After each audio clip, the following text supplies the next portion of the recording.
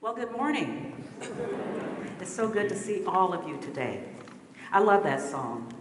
David, that's one of the first time I heard that song, you sang it. It's maybe the second time I've heard it, and I love it because it talks about gratitude. That everything is something to be grateful for. No matter what it looks like, no matter how it feels, there's good in it. Everything. And I'm sure you can agree. Some of you may be going through some challenges right now. But remember, there's always something to be grateful for. So, we're going to do Thanksgiving today. Many of you have heard of Thanksgiving. Well, it's outdated. We need to do Thanksgiving. So speaking of gratitude, there was a Unity minister in Washington, D.C., who decided to go to a barbershop to get his hair cut. And after the barber finished, he said, "How much do I owe you?" And the barber says, "Oh, no, this is my service to the Lord." And so the next day, when the barber opened his shop, he found 12 copies of the Daily Word sitting at his door, along with a thank you note from the Unity minister. The following day, a police officer came to get his hair cut. And when he finished, he said, "How much do I owe you?" And he says, "Oh, no, you don't owe me anything. This is my service to my community." The next morning, when the barber opened his shop, he found a dozen donuts and a thank you note from the police officer. The following day, a U.S. senator showed up to get his hair cut. And after the barber finished, he said, "How much do I owe you?" He said, "Nothing at all. This is my service to my country." The following day, 12 senators showed up at that barbershop.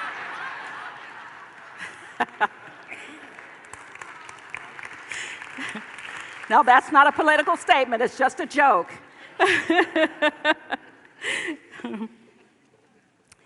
1 Thessalonians 5:18, Paul is saying to the church in Thessalonica, "In everything give thanks."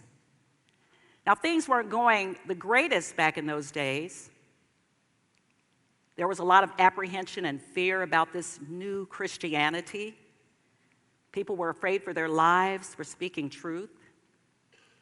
And Paul said, even in the midst of the most tragic events, there is something to be grateful for. In everything, give thanks.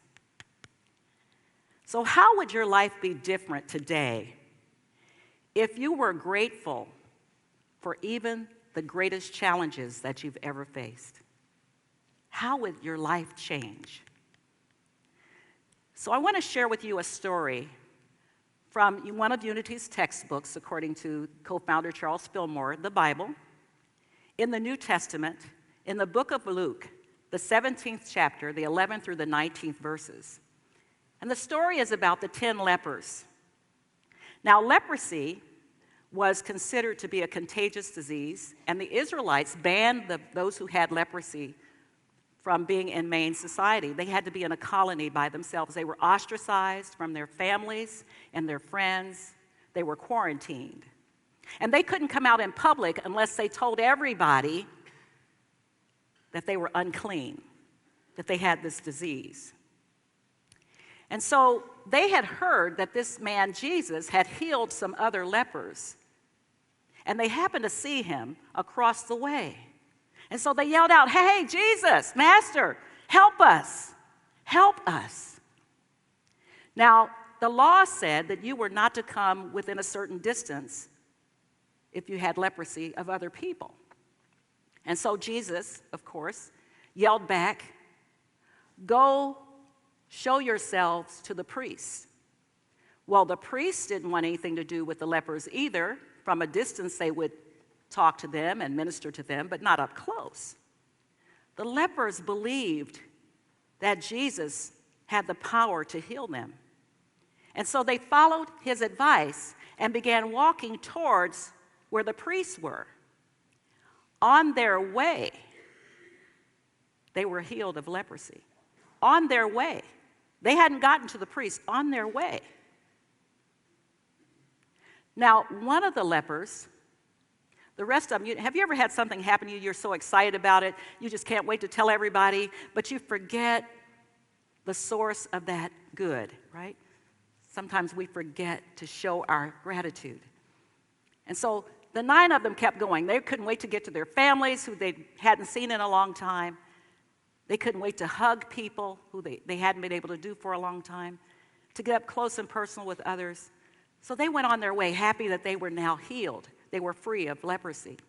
But the one leper turned around, went over to where Jesus was, kneeled down on his face, and expressed his gratitude. Now in verse 15, Jesus says, weren't there 10 of you? Where are the other 9? Now what did he mean by that?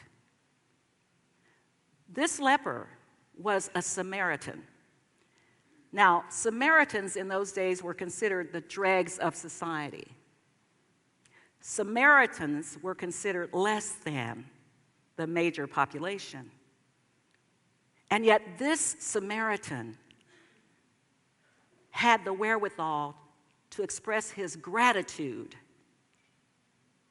to the person who gave him the greatest gift, freed him from his pain and his disease, to express his gratitude. So, which of the 9, or which of the 10 are you? Are you a number 1? Or are you one of 9? How many opportunities have you missed to express your gratitude to someone who has made a significant difference in your life? It's not too late. Even if they have passed on, you can still be grateful. You can still say thank you. Saying thank you is just one part of the equation, expressing your gratitude. Now, the rest of them were thankful, the other 9. They had to be. I mean, who would have thought that with a few words, they could be healed? It was their belief that actually caused the healing. And in fact, what Jesus said, his final words to this one leper who came back to say thank you, is rise up and go about your way. Your faith has healed you. Your faith has healed you. So when you're experiencing a difficult situation, it's your faith in the good that can come from that situation that will heal you and make you whole, that will enable you to see the good beyond the appearance to the contrary. That's what this story is all about. There's another story, a true story that I recently read about a janitor who worked for a large corporation, and there was a turnover in management. She just knew she was going to be out of a job. Whenever there's a turnover, a merger, sometimes they let go of people for various reasons. And one day, she and other employees received a personal thank you card from the new CEO, who didn't really know them, but a personal thank you card. When she got her card and opened it, she was so touched by it. She asked if she could take leave for the rest of the day. Thinking she was ill, her supervisor gave her the leave. And she went home and cried. She was so taken aback because that was the day that she had intended to resign.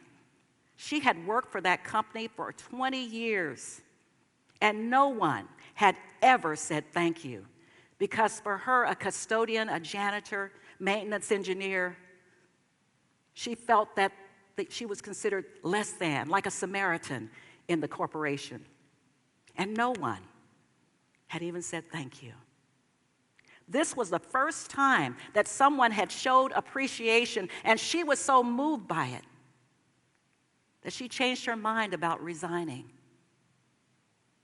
And when she showed up for work, she had a whole new way of seeing her job and her employer. She had great pride in what she did and worked another 10 years until she retired. A little ounce of gratitude that you can show to someone could save their life, could change their world. There's a man who has done extensive research on this thing of gratitude and its effect on our lives. Robert Emmons is the author of Thanks: How Practicing Gratitude Can Make You Happier. He writes, grateful people experience higher levels of positive emotions: joy, enthusiasm, love, happiness, and optimism. You know a grateful person when you see one, because they usually are smiling and happy and joyful and have something good to say, and just by walking in the room, they lift your spirits. Those are people who practice gratitude, who are grateful just for being here, just for being alive. So in the Youth Excellence Service, how many of you came to the Youth Excellence Service last week? Wasn't that phenomenal? Aren't we grateful to have so many wonderful, up-and-coming young people? And Vilma De Leon, who's the Youth and Family Ministry Director, at the end of the service, presented everyone who had a hand in that service with a certificate. Now, she put her heart and soul into creating this service, but she recognized that it took more than her to make this service work, and she handed certificates out. That really touched me, because she'd already said thank you, but now she expressed it with something we can look at and hold on to and remember. And now we're more grateful than ever. Now, don't get me wrong, Vilma had a plan, because she wants to do this again next year. So, just like that janitor, that CEO had a plan. He knew he had some good people working for him, and the best way to maintain that energy, that enthusiasm, that love, that dedication was gratitude. To tell people you appreciate them, and not just tell, show. Find a way to be thankful for your troubles, and your troubles become your blessings. Think about that for a minute, because all of us have things that we're maybe dealing with right now. It may be financial, it could be relationships, it could be home, housing, security, whatever it is. We all have challenges, but when we find a way to be grateful for our challenges turn into our greatest blessings.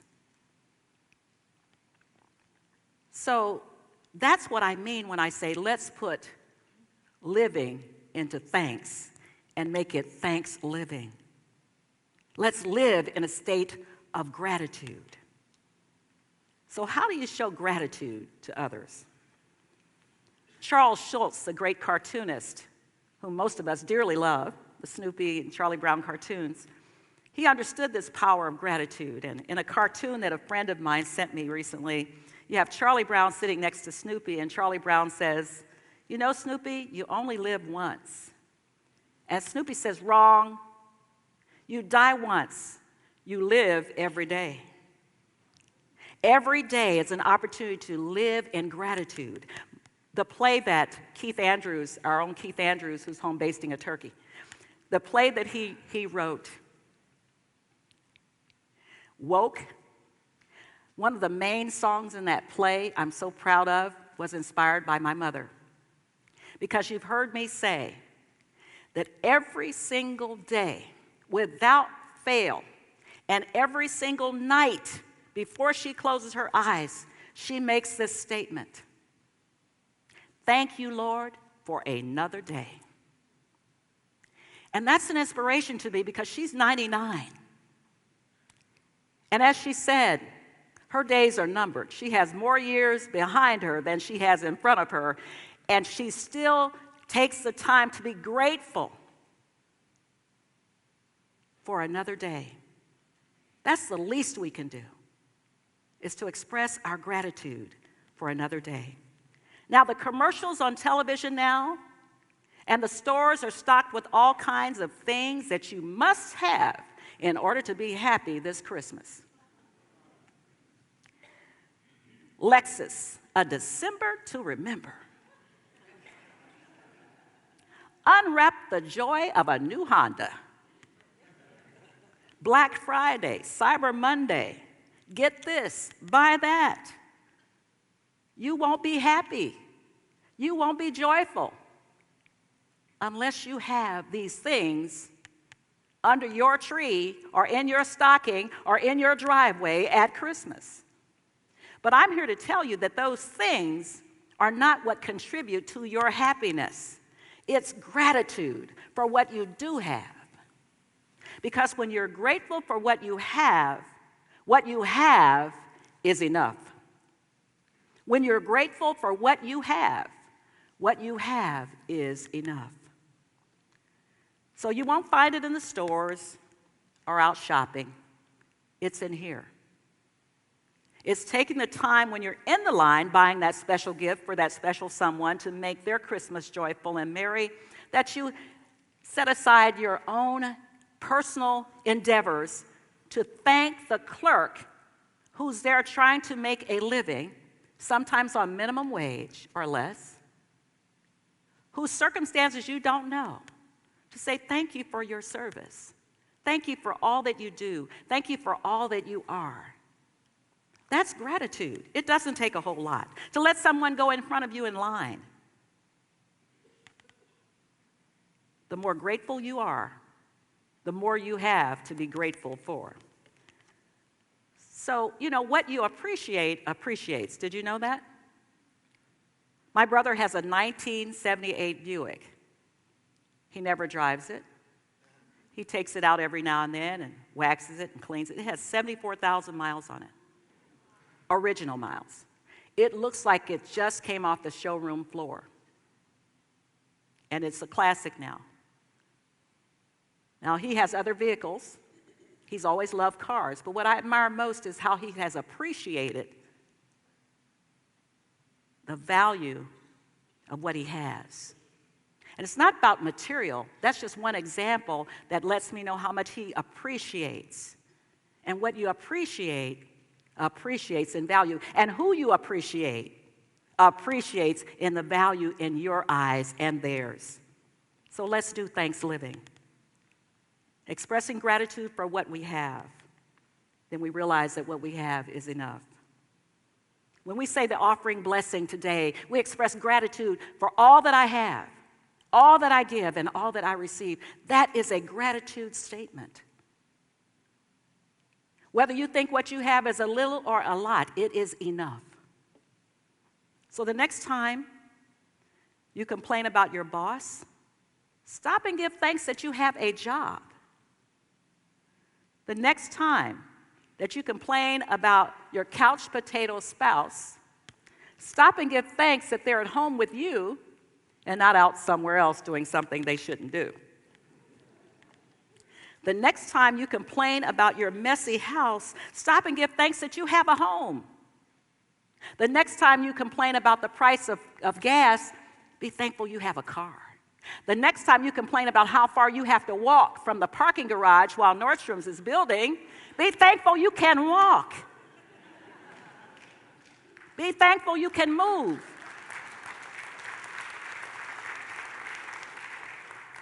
The next time you see something that's not quite right, be thankful you have eyes to see.